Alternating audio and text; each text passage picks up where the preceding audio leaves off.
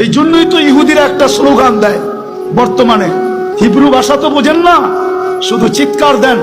ইহুদিদের একটা স্লোগান এখন চলতেছে, স্লোগান সারা দুনিয়ার ইহুদিদের, যেটা আমি আরবি ভাষায় বানায় নিয়ে আসছি। ইহুদিদের স্লোগান, এখনই সময়, এখনই সময়, এখনই সময় আনতুদাম্মিরুল মুসলিমিনা কাইফা তুরিদুনা আনতুদাম্মিরুহা। এখনই সুবর্ণ সুযোগ, যেমন মনে চায় মুসলমানদেরকে জমিনের সাথে মিশায়া দাও, এখনই সুযোগ।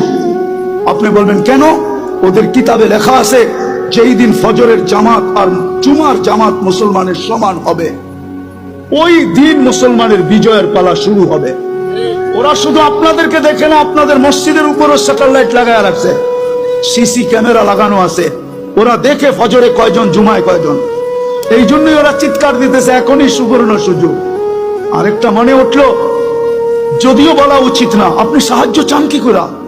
সৌদি আরবের মতো দেশে পোশাকের কি অ্যাডভার্টাইজ দিতে যায়, খোলা আকাশের নিচে খোলা মঞ্চে উলঙ্গ ডান্স দেখেন না? আপনি সাহায্য চান কি করে? বলেন কি করে চান? কি করে চান? যুবকদের পায়ে হাত দিই, সারা রাত্র আনলিমিটেড। হয়তো ঘরে ওয়াইফাই আছে, নাইলে প্রতিবেশীর পাসওয়ার্ড আছে, নাইলে বন্ধুদের হস্ত। আর যদি তাও না থাকে তো ঢাকা শহরে এই মধুবাগে পাওয়া যাবে সারা রাত্র নেট বিক্রি করার জন্য। ও সজাগ থাকে, যার নেট শেষ সাথে সাথে যোগাযোগ সাথে সাথে এমবি পাঠায় দেয়, সারা রাত্র নেটের ভিতরে ঘুরতে থাকে। কিনা দেখে সাহায্য চান কি করে?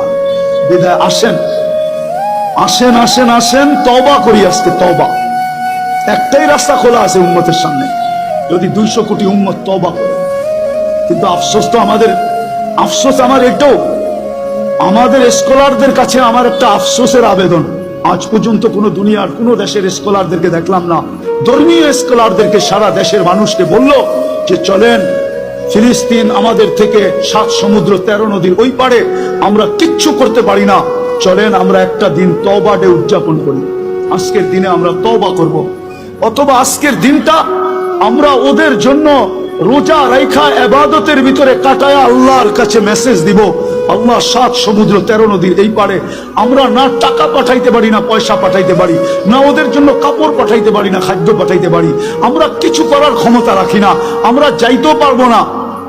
যদিও সমস্ত দেশ অনুমতি দিবে, কিন্তু আপনার প্রতিবেশীর দেশ অনুমতি দিবে না যে আপনি ইসরায়েলে, ফিলিস্তিনে যাবেন ইসরায়েলের বিরুদ্ধে, আপনার প্রতিবেশী দেশ আপনাকে অনুমতি দিবে না, না, না, না, না।